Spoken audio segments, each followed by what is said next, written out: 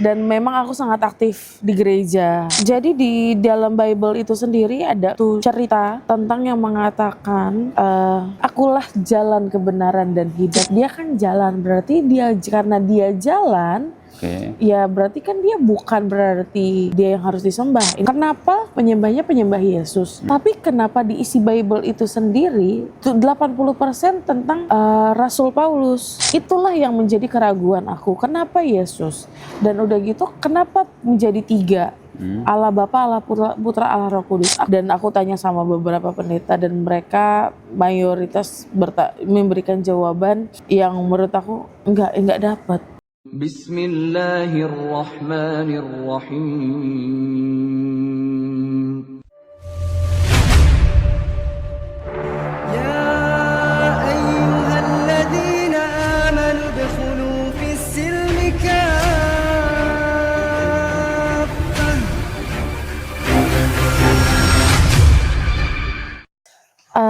Assalamualaikum warahmatullahi wabarakatuh. Halo, saya Wilda Verasari. Saya biasa dipanggil itu dengan Wilda Gendut. Itu kenapa Wilda Gendut? Karena memang nama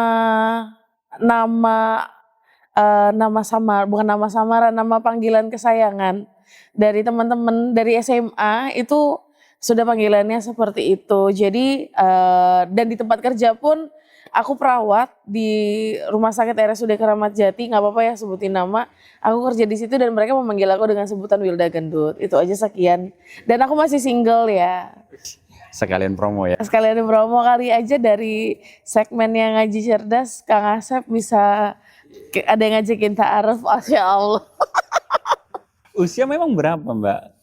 Usia sekarang sudah 39 tahun. Oh, seusia kita. Tapi saya belum menikah. Ya, semoga nanti mendapatkan jodoh yang terbaik Iya. pilihan Allah. Amin, amin ya Rabbal. Bukan pilihan Mbak Wilda ya. Ah? Pilihan Allah bukan pilihan Mbak Wilda. Amin. Insya Allah. Mbak Wilda, saya melihat ketika di channel Kodondi banyak sekali perubahan yang diperoleh sepertinya ya kalau saya lihat. Banyak perubahan yang alhamdulillah signifikan ke arah yang lebih baik. Begitu. Nah, saya tuh pengen tahu ya, walaupun memang sudah dibedah di channel Kodondi, tapi tidak ada salahnya ketika Mbak Wilda mau sharing lagi nih kepada sahabat ngaji cerdas. Kira-kira nih titik atau triggernya apa sih Mbak Wilda itu kok bisa masuk Islam gitu? Bukannya kayaknya Mbak Wilda itu dari keluarga yang taat ya kalau saya lihat ya gitu ya. Itu gimana Mbak? Oke. Untuk perubahan aku menjadi seperti ini semuanya subhanallah ya, semuanya qadarullah. Dan triggernya itu udah lama sebenarnya. Jadi kalau dihitung-hitung tuh sekitar 2,5 tahun klimaksnya di 2,5 tahun itu nggak bisa. Aku sudah tidak percaya lagi dengan kepercayaanku sebelumnya. Dan aku sampai tidak ke gereja selama 2,5 tahun. Dan memang aku sangat aktif di gereja gitu. Dan bahkan aku kan dari anak sekolah, kalau tahu tuh anak-anak bocah tuh sekolah minggu, pemuda-pemudi gereja. Dan aku bahkan sempat menjadi guru sekolah minggu atau pengajar anak-anak murid yang zaman itu gitu.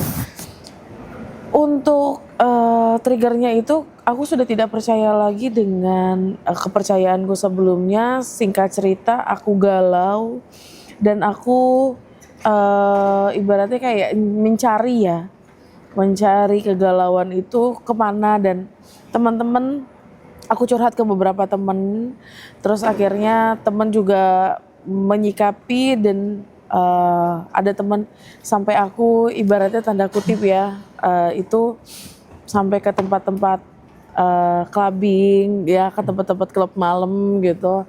Itu setiap weekend gitu.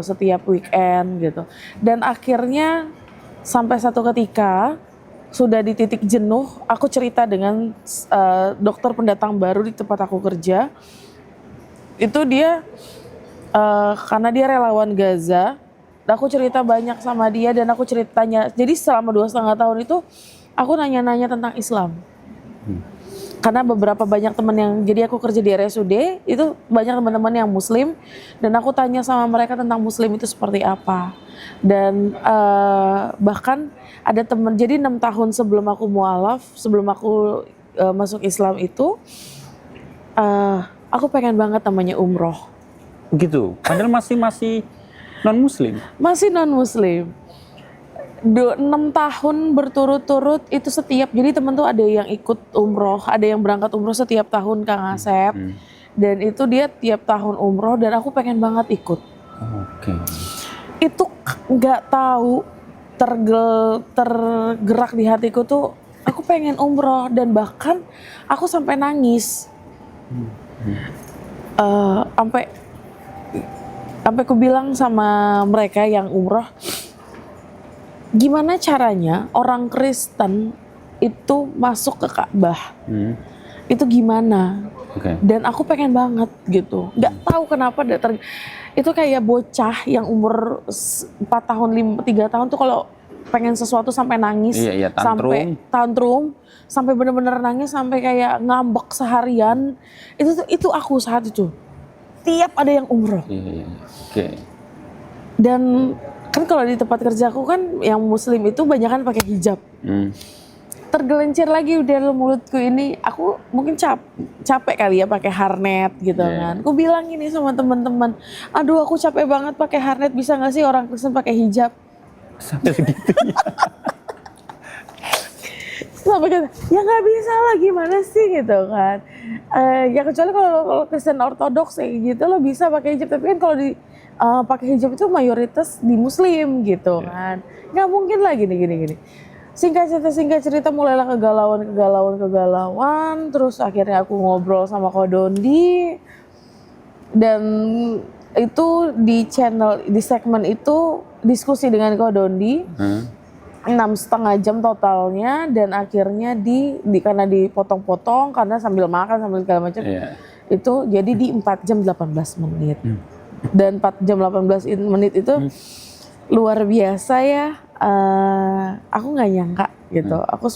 Itu dia yang aku bilang, itu qadarullah juga. Allah izinkan aku bersyahadat itu di tanggal 3 November 2025 di tempatnya Kodondi. Dan itu tidak disengaja, tidak direncanakan. Tiba-tiba pengen, gue harus syahadat. Karena kalau direncanakan aku nggak mungkin pakai baju yang agak-agak gimana, dan sebagai perempuan aku pakai celana robek-robek.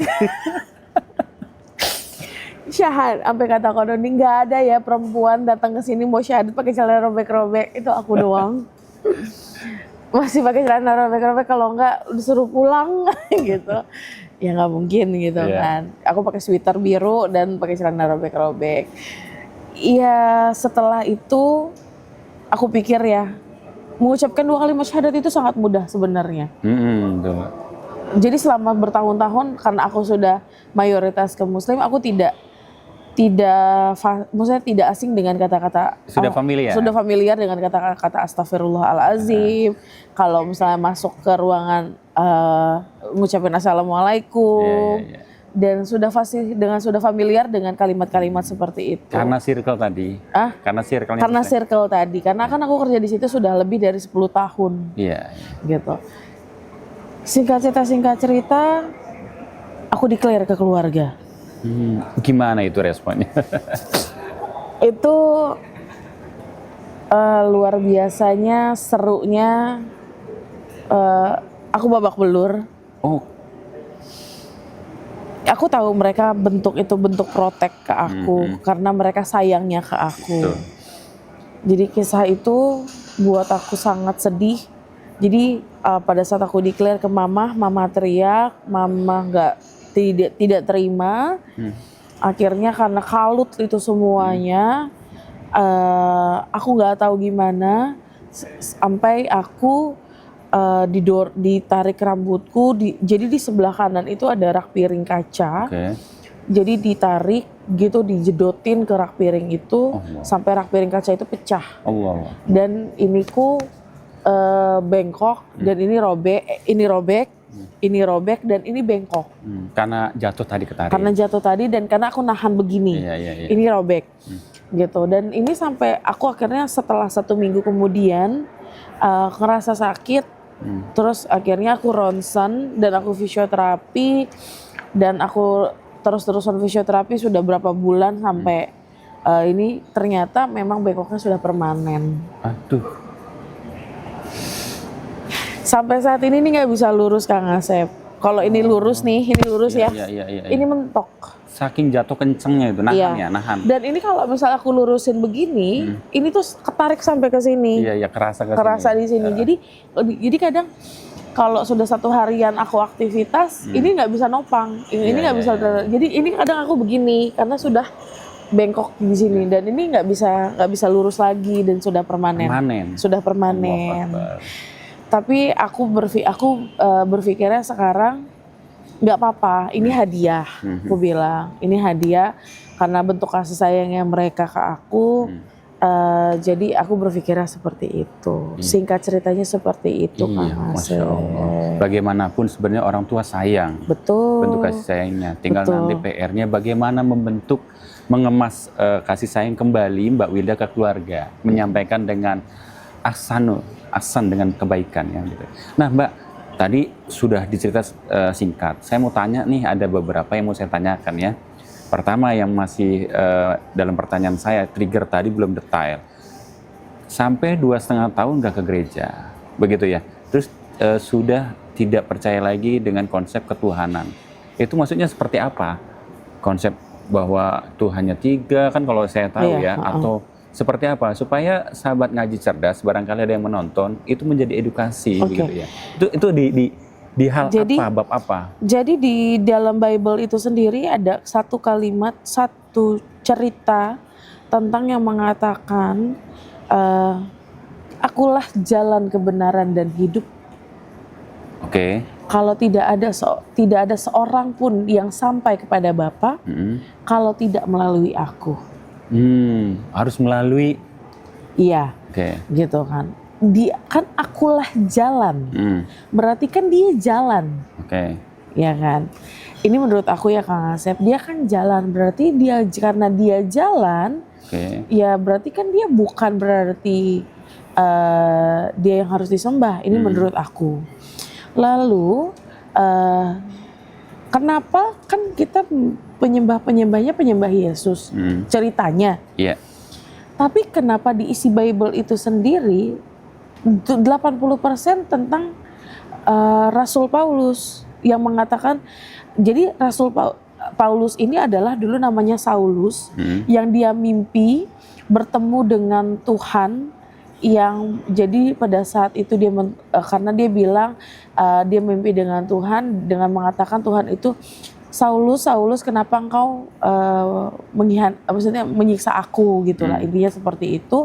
Dan akhirnya dia aku juga aku agak lupa kenapa sampai dia menjadi Paulus. Dari 80% dari perjanjian, jadi di Bible itu ada perjanjian lama dan perjanjian baru. Ada di perjanjian baru itu 80% itu adalah surat Paulus. Jadi surat Paulus itu yang memberitakan tentang kekristenan pada zaman itu. Itulah yang menjadi keraguan aku. Kenapa Yesus? Dan udah gitu kenapa menjadi 3? Allah Bapa, Allah Putra, Allah Roh Kudus. Aku tahu Yesus adalah putra suci dan maksudnya di Islam pun bilang dia karena dari dari seorang yang perawan, iya kan. Nah, tapi kan dia ibaratnya kan mujizat-mujizatnya. Banyak kok nabi-nabi yang dahulu melakukan mujizat, kenapa dia tidak? Maksudnya kenapa bukan mereka? Gitu. Jadi keraguan itu kenapa fokusnya ke Yesus gitu. Kenapa fokusnya ini ke sini dan aku berpikir, lah ini aku kayak ngerasa kok agak aneh ya gitu. Dari situ. Iya, kok agak aneh ya. Tapi kenapa kalau misalnya kayak aku mulai berpikir lah dalam otakku tuh kalau misalnya agak aneh, memang Tuhan tidak tercipta, maksudnya tidak menjangkau akal dan pikiran dan segala macam. Tapi kan Allah memberikan kita untuk berpikir untuk secara logika, untuk kita berpikir untuk kalau kita menyembahnya dia gitu. Dan kan kenapa ada Allah Bapa, Allah Putra dan Allah Roh Kudus? Kenapa nggak langsung Allah Bapa aja, Allah gitu, langsung aja gitu. Itulah yang membuat aku jadi kok agak aneh ya gitu. Nah, dan terakhir itu, maaf Kang Asep, dan terakhir itu aku sempat ke gereja. Jadi aku gereja itu 2, satu di sama-sama di Jakarta, yang satu gereja suku, yang satu gereja yang kayak GBI, kayak gitu, yang Pentakosta gitu. Di tengah khotbah itu aku dengerin podcastnya Ustadz Adi Hidayat. Oke. Isinya? Aku suka aja dengan semuanya. Jadi pada saat itu lagi yang pas podcastnya itu tentang menceritakan gimana kebaikan Allah itu terhadap semua umatnya. Dan aku tercengang di situ. Bahwa masuk di akal begitu. Masuk di akal gitu. Dan aku fokus di situ. Dan aku lagi ibadah sama temanku, dan temanku bilang, "Lo gimana sih lagi tengah khotbah malah nonton podcast Ustadz Adi Hidayat? Ah berisik lu gitu kan." Gitu. Aku sampai melipir, yaudah ntar kita bahas lah pulangnya gitu. Akhirnya pada saat kita bahas pulangnya, dia, "Kenapa sih lo gini-gini? Lo gak tahu apa yang dalam hati gua. Gua lagi, lo gak perlu tahu, tapi ya lo kenapa? Apa perlu kita keluar kota, keluar negeri segala macam untuk menghibur lo?" Dan ini sahabatku ini, dialah salah satu sultan menurutku ya. Karena dia salah satunya gitu. Terus akhirnya singkat cerita itu aku sama beliau kita pergi makan, terus dia malah marah-marah di situ. Akhirnya kita pulang, besoknya langsung dia bilang, udah gila. Intinya seperti itu. Iya. Dengan kegalauan ya, dengan mungkin kan pada saat itu Mbak Wilda itu pikirannya berkecamuk ya. Iya. Nah, dengan perasaan seperti itu, Mbak Wilda pernah ini nggak konsultasi atau dialog dengan tokoh agama di gereja Agama mungkin sebelumnya? Tentang tadi kok kayak ngeganjal gitu. Nah, itu ada diskusi nggak? Jadi kemarin aku sempat diskusi sama beberapa pendeta.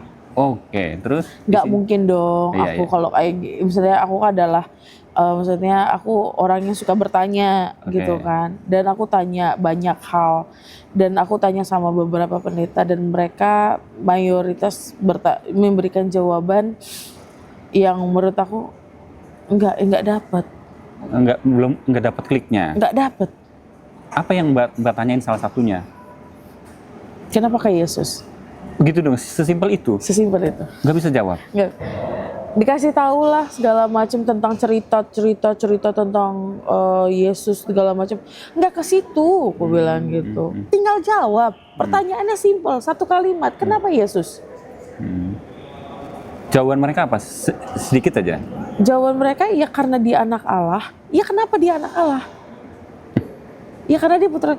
Ya sekarang jadi berdebat gitu. Terus pada akhirnya dia, udahlah kalau memang lu udah nggak percaya aja gitu. Akhirnya begitu. Iya, karena aku punya temen dia seorang evangelis. Temen deket gitu, dia seorang evangelis yang lulusan luar, S3-nya S3 luar, dan aku sangat bertanya terus sama dia gitu. Sampai aku cecer dia terus, tapi akhirnya dia bilang, udahlah kalau lo memang lo udah nggak percaya aja, nggak usah lo sampai kayak gitu. Udah kalau memang lo pergi aja, tinggalin semuanya itu gitu. Sampai akhirnya dia bilang begitu. Putus asa mungkin ya, karena saking semangatnya. Iya, sampai dia bilang gini, lo udah gila ya, kata dia gitu. Akhirnya gitu kan, pada saat aku syahadat di uring-uringan, lo udah gila ya, gua ratusan orang yang udah gua kristenkan. Dia mengkristen misionaris. Oke. Gue udah berapa ratusan orang mengkristenkan orang, lo malah kesana, kata dia gitu. Ya sekarang kita nggak ada yang tahu, gitu. Tidak ya. Gitu, seperti nah, itu. Gimana ceritanya Mbak Wilda bisa syahadat di Kodondi? Infonya dari mana? Nyari sendiri kah? Atau diajak orang kah? Atau gimana? Nah, tadi yang aku bilang itu kan aku diskusi tuh sama dokterku, dokter Iqbal, Oke. dokter bedahku yang pendatang baru. Hmm. Aku ceritalah tentang kegalauanku, gitu kan. Akhirnya aku cerita tentang gue udah gak percaya nih sama Tuhan.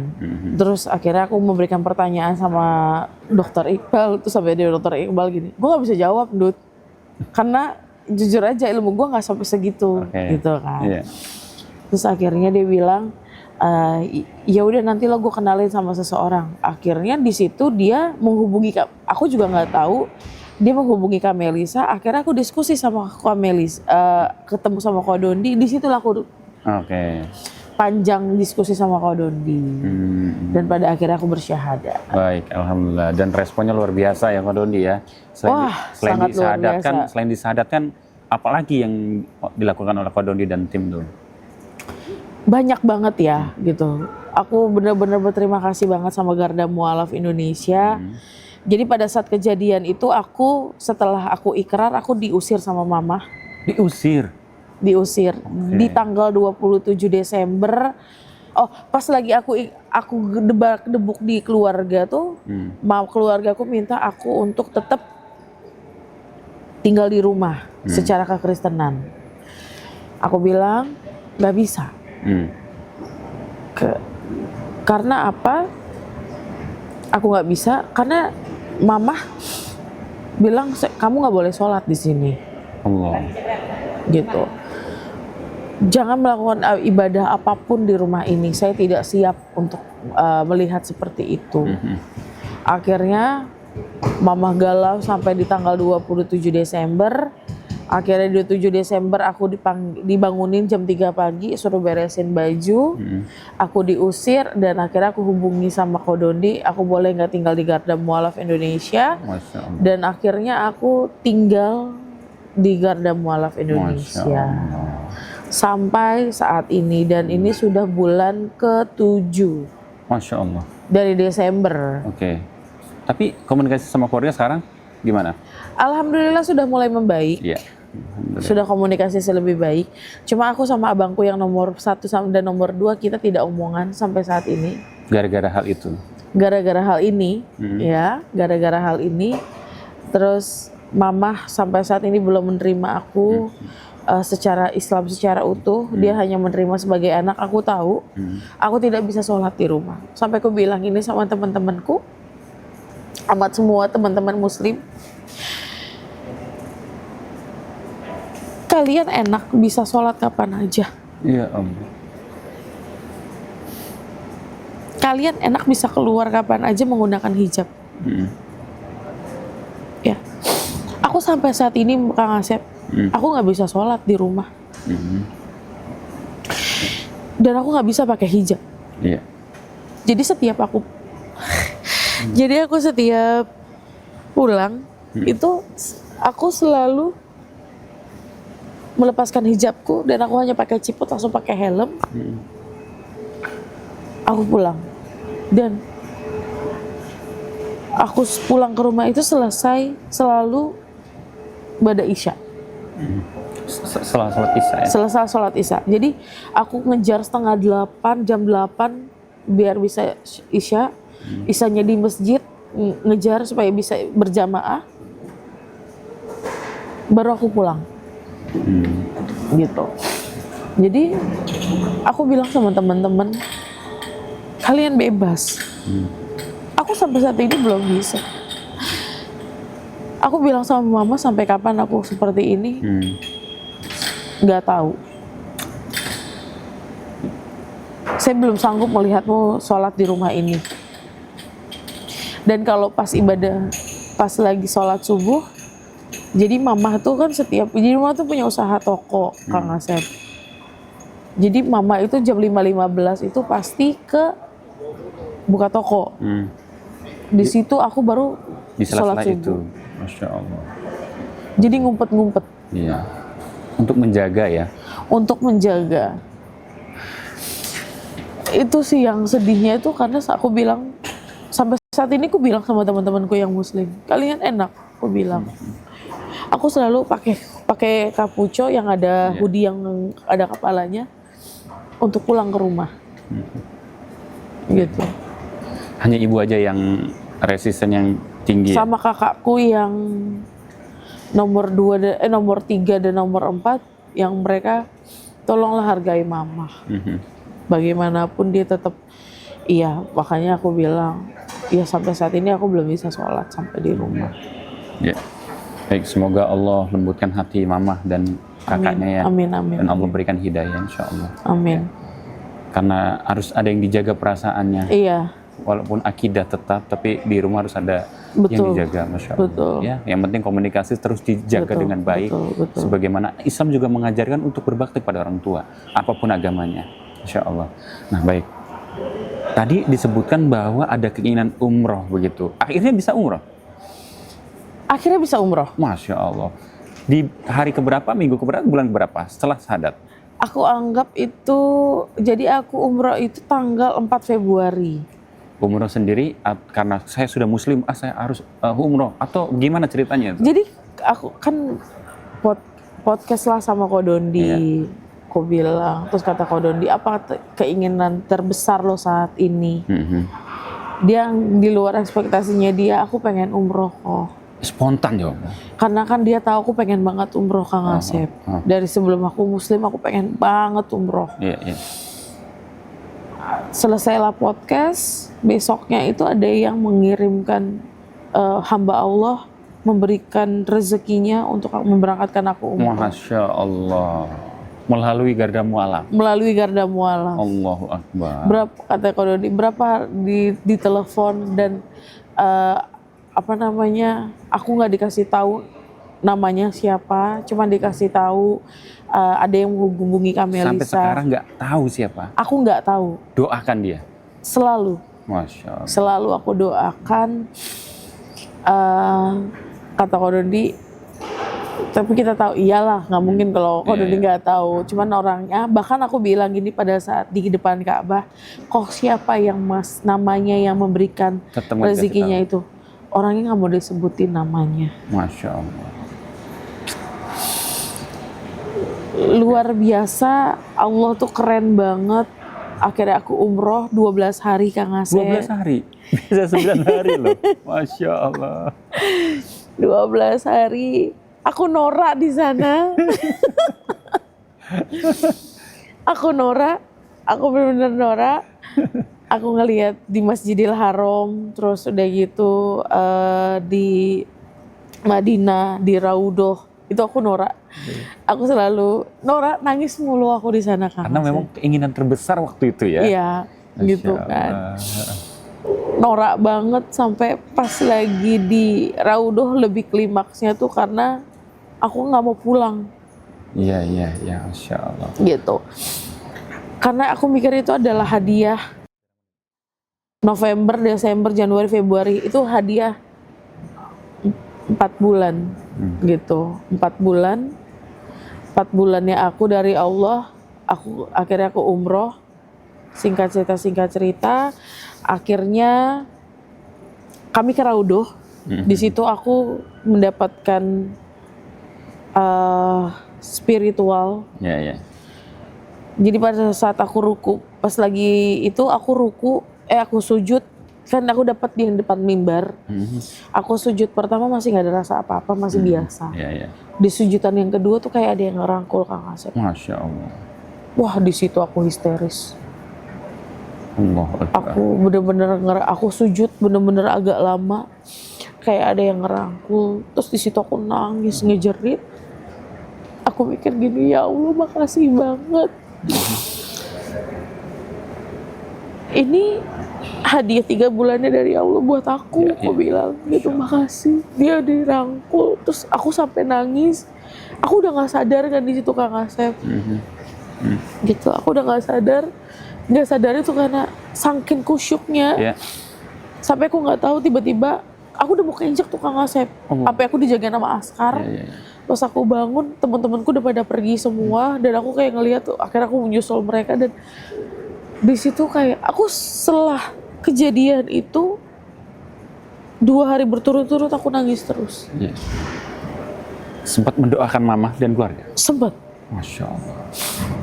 Aku cuman pas di sujud kedua itu aku bilang gini sama Allah di mimbar itu, ya Allah, melalui nabimu Nabi Muhammad, aku nggak ngerti bahasa ini Arabnya ya Allah, aku cuman mohon berikanlah kelapangan dada terhadap keluarga besarku untuk menerima aku saat ini. Aku Masya bilang Allah. Masya Allah. selesai itu aku ngerasa itu yang aku bilang, aku ada yang ngerangkul Allah. di situ, kayak ini apa sih namanya, kayak kalimat kayak rangkulan itu cuma bilang gini doang, nggak apa-apa hambaku, nggak apa-apa umatku. Seperti itu yang aku rasain ya, itu kayak rangkulan selamat datang Iya, Masya Allah. gitu. Itu yang aku rasain sih Kang Asep.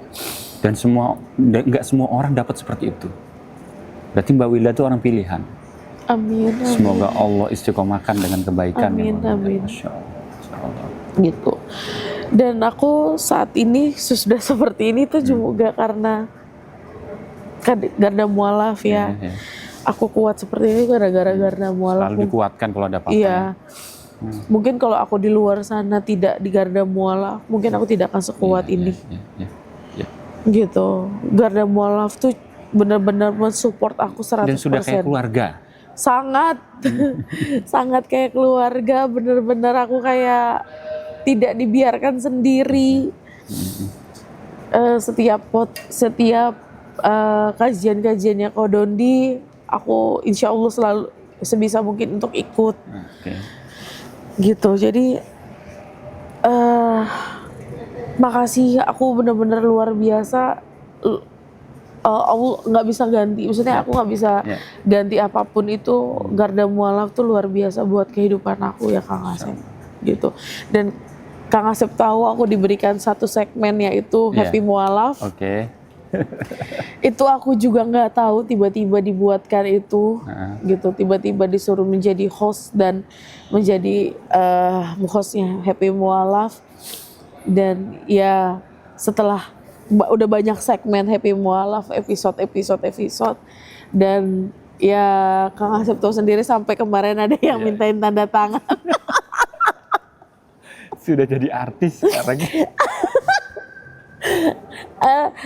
Ya aku juga Masya Allah. Makanya kemarin aku agak gemetar ya. Padahal saya bercanda loh kemarin, nanti harus ada yang minta tanda tangan. Iya, ternyata bener loh. Bener kan? Gitu kan. Ternyata bener loh ada yang mintain tanda tangan. Dan aku sekarang kayak gini, aku berhijab itu dari 1,5 bulan setelah mualaf. Mualaf ya, Masya Allah. Langsung memutuskan berhijab. Yang berat adalah istiqomah. Semoga istiqomah. Amin, amin, Ya, amin. dan bisa memberikan inspirasi. Jadi nanti kalau ada muslimah yang nggak pakai hijab, itu harusnya malu sama Mbak Wilda. Ya, Masya Allah. Baik Mbak Wilda, ini saya sudah diaduk-aduk nih perasaan saya, naik turun, senang, sedih, senang, terharu begitu ya. Nah Mbak Wilda, ini kan yang nonton banyak nih, mungkin ada muslim, non-muslim, bahkan mungkin mereka sedang lemah keimanannya. Kira-kira semangat apa yang akan diberikan oleh Mbak Wilda kepada mereka? Untuk teman-teman muslim, Ya. pertama untuk teman-teman muslim tetap selalu jaga aurat. Oke. Itu penting. Masya Allah. Karena setelah aku berhijab, ternyata cantik itu tidak selalu terbuka ya. Iya. Bahkan tertutup itu sangat cantik loh. Iya. Kayak Mbak Wilda sekarang ini. Masya Allah, aku mau menjadi hijaber yang modis. Modis. Yang tetap syar'i. Yang tetap syar'i tapi modis, ternyata bisa loh. Bisa loh. Yang penting tetap syar'i. Tetap syar'i gitu kan. Tidak gitu. Jangan sampai yang cuman begitulah gitu. Iya. Gitu. Dan jangan pernah untuk meninggalkan sholat karena aku tahu teman-teman pada bilang ya lo enak lah, dosa lo diampuni, ditutup, maksudnya udah menjadi kembali di restart kembali ke nol lagi. Secara spiritual, secara itu iya. Tapi kalau kalian mau seperti aku, belum tentu tidak. Bisa jadi berat mungkin. Bahkan berat. Iya, iya, iya. Siapa yang mau dibabak belurin, diusir, Iya. gitu, dari keluarga, jauh dari keluarga. Iya, iya. Walaupun sama-sama tinggal di Jakarta ya Kang Asep. Gak ada yang mau. Gak bisa sholat, gak bisa pakai hijab. Untuk apa? Iya. Gitu. Jadi untuk teman-teman itu jangan pernah untuk ninggalin sholat. Insya Allah. Karena perjuangan kita seorang mualaf itu di rumah itu susah. Berat. Aku ngerasain banget. Dan rata-rata seperti itu. Para mualaf itu seperti itu. Iya. Gitu. Jadi bersyukurnya alhamdulillah kalian yang Islam dari lahir, yang kalian mau sholat berjungkil balik ibaratnya Kapan aja. 100 kali di rumah itu nggak jadi masalah. Gitu. Itu dia untuk teman-teman yang non muslim, untuk yang menonton. Kalau kalian sudah mendapatkan hidayah, tangkap hidayah itu. Oke. Jangan ragu, karena jalan kebenaran itu adalah bersama Allah, dan yang benar itu adalah satu Tuhan. Gitu. Ibaratnya kita jangan menyembah visinya, tapi kita harus fokus kepada, jangan menyembah misinya, tapi kita harus fokus kepada visinya. Kita hanya fokus kepada Tuhan, yaitu Allah, hanya itu saja yang layak disembah. Masya Allah. Karena Mbak Wilda sudah mengulik-ulik, mempelajari, kemudian menemukan kebenaran itu. Betul. Masya Allah. Kalau ada yang mualaf juga nih nonton, sedang lemah, sedang tidak ada seperti kayak Mbak Wilda dirangkul, dia sendirian, itu bagaimana tuh? Cari komunitas. Kalau di dekat rumahnya ada masjid, cari masjid, ikut aktif di DKM dekat rumahnya atau dekat tempat tinggalnya, atau banyak cerita ke teman-teman muslim. Karena aku kuat pun gara-gara teman-teman muslimku yang mereka memberikan kekuatan, support sistemnya luar biasa. Seperti itu. Berarti harus mendekati komunitas ya. Iya. Komunitas yang bisa mendukung, support system. Betul, gitu ya. betul. Jangan yang melemahkan justru. Betul. Dan itu juga komunitas yang harus benar-benar tervalidasi, betul gitu Betul. ya. Karena ketika mencari komunitas, kemudian walaupun Islam bisa jadi menyesatkan begitu Iya, ya. betul. Harus tervalidasi betul apa tidak begitu. Betul. Mbak Wilda, walaupun singkat ini sharingnya, Masya Allah, saya banyak mendapatkan pelajaran. Saya diaduk-aduk ini, walaupun saya muslim, namanya iman itu naik turun, betul nggak? Iya. Ketika saya mendengarkan cerita Mbak Wilda, walaupun singkat, alhamdulillah, saya semakin bersyukur, terutama semakin bersyukur ini, bahwa saya bisa sholat kapan saja, betul ya? Iya. Beda dengan Mbak Wilda. Nah, sahabat Kanji Cerdas yang mendengarkan suara saya, mudah-mudahan apa yang didengarkan atau diseringkan oleh Mbak Wilda, itu menjadi manfaat, kemudian menjadi amal jariahnya Mbak Wilda. Amin, Sehingga itu amal yang tidak akan terputus. Mudah-mudahan Allah akan balas dengan kebaikan-kebaikan yang lain. Amin, amin. Entah itu Allah berikan kemudahan dalam jodoh begitu ya. Amin. Amin insya Allah. Atau rezeki, kesehatan, dan yang lainnya. Mbak Wilda, saya cukupkan. Terima kasih banyak. Sama-sama. Nanti kita ketemu lagi ya, saya nanti dengan Mbak Wilda mungkin di acara yang lain begitu ya. Oh, semalam kita sudah ketemu. Walaupun sebentar. Terima kasih Mbak Wilda. Mohon maaf atas pertanyaan-pertanyaan yang mungkin menyinggung ya, atau yang tidak mengenakan. Barakallahu fiik. Terima kasih banyak. Assalamualaikum warahmatullahi wabarakatuh. Boleh. Saya seorang mu'alaf. Perjalanan saya mengenai Islam mengajarkan saya akan satu hal. Kebaikan itu harus terus mengalir.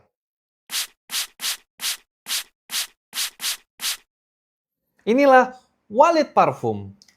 Bukan sekedar wangi, tapi bernilai dengan ibadah. Karena 100% hasil penjualannya digunakan untuk wakaf pendidikan. Bapak Ibu, untuk harganya hanya di bawah Rp90.000 sudah mendapatkan 2 botol parfum ini. Untuk tahan lama aromanya, itu di atas 5 jam Bapak Ibu. Masya Allah. Harganya hanya di bawah Rp90.000. Tapi lebih murah dibanding harga pasaran.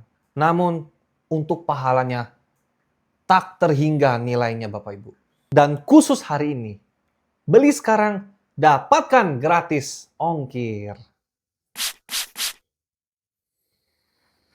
Masya Allah.